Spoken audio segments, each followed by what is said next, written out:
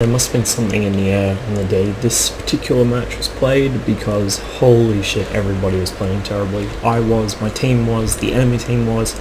It was just unbelievable. This is a game that really should not have been won because of how badly my team played and how badly I played. So let's go on an adventure together and discover just how we managed to pull it off. First of all, the matchmaker has deigned to put two M53-55s, one per team, into a match comprised mostly of tier 8s and 7s. That makes a lot of sense. I'm driving in sniper view because somebody was messaging me on Steam. My Steam overlay shortcut is Shift-Tab, so obviously when I hit that it scopes up. I don't make a habit of driving around in sniper view regularly. So I decide, since I'm in the Type 59, I don't want to go beach. I want to go down here. This is the new hotness for El Valuf, going to this spot in the medium. Beach is so passe. That, and I didn't want to get slammed by TDs that would undoubtedly be overlooking beach. So I managed to spot the AMX M4 already. He of course spots me in turn. And I position myself, on this side of this, I don't know what I'd call it, dune, cliff, escarpment, who knows, geological feature. So I want to try and spot up towards A3 and get shots as they cross it. Typically pubbies will cross A3 near the edge, which exposes them very much to this position. I get distracted by the T-29, and of course the Centurion makes it across, but he was too far over. By the time he was lit, he was already out of my shot. So the enemy's still not here, and they're still firing at my position. Right here you can see me in chat. I've just noticed that both our T-29s have not crossed, and in fact nobody has gone to A2, which is just a disaster waiting to happen. So I've got Tiger slinging APCR at me, Super Pershing and Scent both got across, and because our team haven't pushed up to A2, we are now relying on artillery to deal with them. One of our artillery just landed a huge hit on that T-29.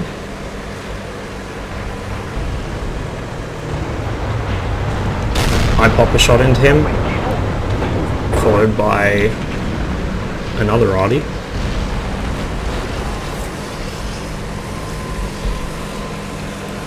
The KV-3 and Tiger 2 are both spotted up near the AMX. So I crest here, which is kind of risky, and go for a quick snapshot at the AMX. It doesn't pay off. See, our 3002D has moved up to the position at D6 that I would previously have taken in the Type 59. Decent arty hit there on that T-29. The enemy Centurions come part way down the hill, knowing that our team aren't in position to do anything about him. You can see our IS-2 is nearly dead, our T-29's lost a significant amount of hit points. This is what happens when you do not push to A2. We've already lost our JT-88. He was next to me in the open by cap. I have no idea what he was hoping to achieve, but it was a waste of a tank. Certainly it's obvious why his stats are so bad. So the enemy team now have a significant number of tanks up on top of the mountain at A2 and A3. From down here there's not really much I can hope to do against them, and other than just keeping them lit for arty, well, there is nothing I can really do against them. So I decided to move over near to where the VK is, because perhaps I'd have better shots on them. That was a foolish move there, stopping, hesitating for a moment. And you can see the Type 59 struggles with hills and soft ground. It's why I prefer the T-44. The Type 59's mobility is absolutely terrible. It has a decent traverse rate, but its ground traction and acceleration, as well as its horsepower per ton, its power to weight ratio, rather, are just abysmal. So I get a shot into the back of a T-29, but I pay for my bad positioning quite dearly, losing my ammo rack. And I make a bit of a frenzied retreat. Arati is, however, doing work against the guys up in A2, even if I am missing my shots like a terrible, terrible player. And for now we have an advantage in tanks. As you can see, our Tiger has pushed most of the way up the ramp that the enemy T-29 had previously been guarding. With no shots on the A44 coming up the ramp, I decide to ignore him. Our Tiger will probably handle him anyway. Our Tiger P is reversing into the open with his gun over his engine deck looking for shots on the A44. So I decide to climb the hill and try and maybe proxy light the Proto or get some shots into A3. I can do both from this position. So there's the Proto, I just proxy lit him, or I believe so. And it looks like the enemy tanks in A2, A3 have all pushed too far up for me to hit. However, the Tiger 2 is down here. So I get one shot into the back of his turret. I can't recall for sure you'd be able to see in the post games, but or actually no, you won't, because I didn't mouse over it. But I think that shot broke his ammo rack. I'm pretty sure it did.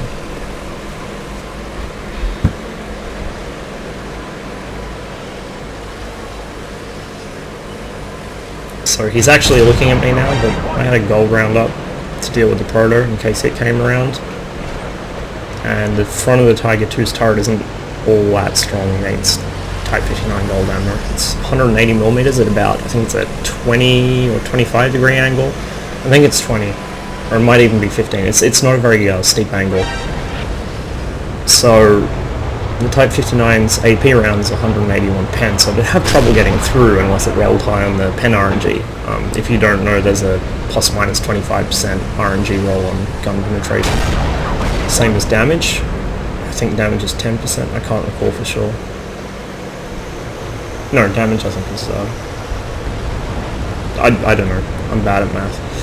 Anyway, the Proto gets a shot into me as my team ignores him. So I decide to get the fuck away from there.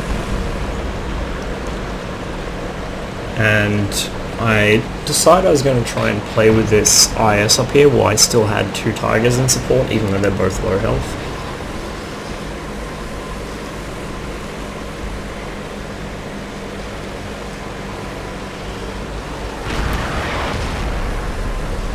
The IS takes the Tiger H, and the Tiger P is absolutely wrecked by the enemy 53-55, which tends to happen when you get under a 53-55 shell. I'm not willing to try and tangle with a full health IS with a height advantage alone. I decide to pull back.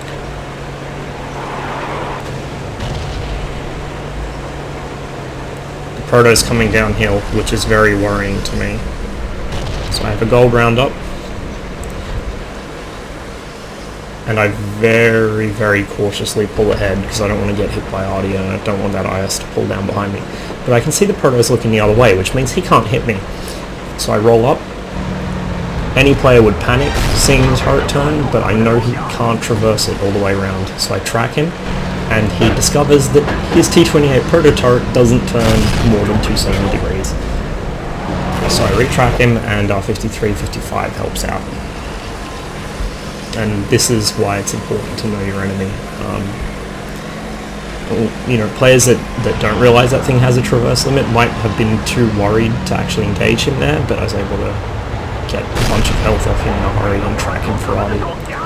So I take a shot at the Super Pershing, but he's rotating his turret as the shot hits, so it bounces.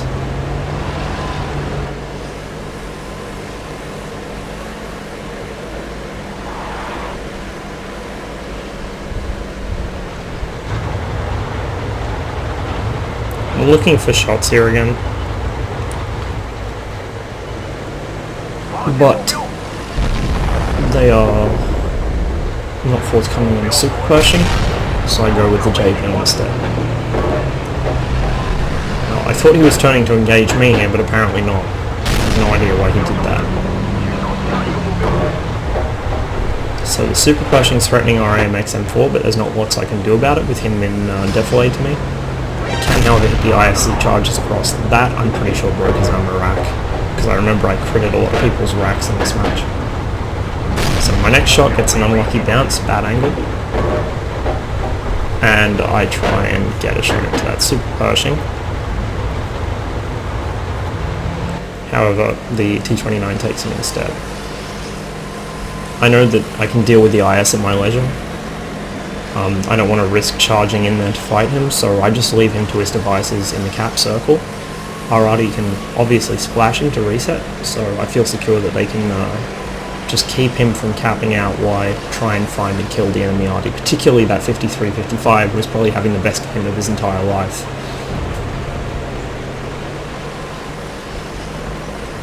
So I spot him.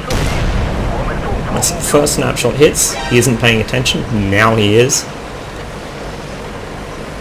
I've got really marginal shots here, as you can see. I'm just weaving, which is blowing out my aim bloom, of course, trying to get hit. He shoots way too early, and by wasting his shot there, guarantees I will kill him, or at least in theory, but I get an unlucky bounce, then an unlucky low roll, and it looks for a moment like he's going to actually kill me by ramming me. Thankfully I reload just in time, and that one doesn't bounce. So now the Artie on our team has taken care of the IS, presumably by just splashing him out of his cover and killing him, and all that's left to deal with is the enemy S51. Now he was last seen in B5, B6, but that was a while ago, and I have no clue where he's gone since.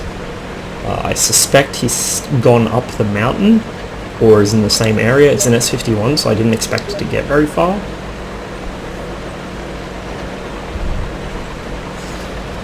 Our VK posits the theory that he's in A0, and that was where he was last seen. I think he in fact was mistaking the 53-55 on the map for the S51.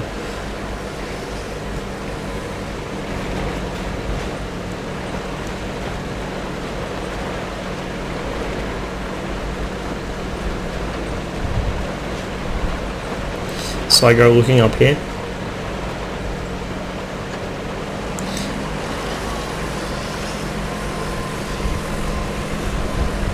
I go the long way around to his last seen position because I don't want to get hit by him. Oh, and I just checked, by the way, it is plus minus 25% on damage as well as penetration. I'm not sure if you could hear me clicking away there, but I had to make use of a calculator because I can't do commentary and mathematics at the same time. So he's not there. Our 53-55 moves on to the cap, which is good, it's insurance. Our SU-14-2, who is obviously competent at clicking, is staying on Overwatch. He'll be my support in case the S51 surprises me, and the 53-55 sitting on cap should bait him out, or at least force a win, regardless of whether he comes out for the reset or not. Now, I thought maybe he's gone to A1, but quick inspection from up above where he would have trouble shotgunning me. Nope, not there. I don't want to parachute down the hill here because that would not be wise with 110 hit points. However, we are running a bit low on time, and although we will win by default, if the cap isn't reset, I don't trust our 53-55, and I don't trust this guy not to get a lucky shot or shotgun him. So, start heading down Mount St. Puppy. Our 53-55 is of course driving around like an idiot, guaranteeing he will be spotted at a longer distance than if he was just sit still. Not only that, but he then drives out of cap with 1 minute and 11 seconds on the clock, which now means if I can't find the S51, it's a draw. I didn't notice it first, so I was busy talking to our 3002 about the Chinese line, and you can see the 53-55 gets back on cap, but then gets back off again. I don't know what this idiot is playing at. Apparently he really wanted us to draw. So now, if the S51 was actually up in G9 or G0, where they often hide at the end of a game, we would have drawn. I would have absolutely no chance of getting there in time. Thankfully, he's down here instead. But I panic, looking at the timer, I just flip out, and oh my god, that was probably the worst shot I've ever made. And here comes the second worst. This is because I'm auto-aiming. Do not auto-aim S50 runs, ever. It's not worth the risk. It just, because it aims for center of mass, it aimed behind and above his gun, so the shot just went straight under. Now, I very nearly threw that game, but if that had been a loss or a draw, that would have been a 53-55's fault for leaving cap in the first place. And I was very angry with him at the time, and I'm still very angry about that. That's unbelievably stupid play. There was no reason to leave the cap whatsoever. But it was a win. With 2 seconds on the clock, the game ended. And I picked up quite a consequential amount of experience and credits for that match. Still, it was a lot more stressful than it was worth.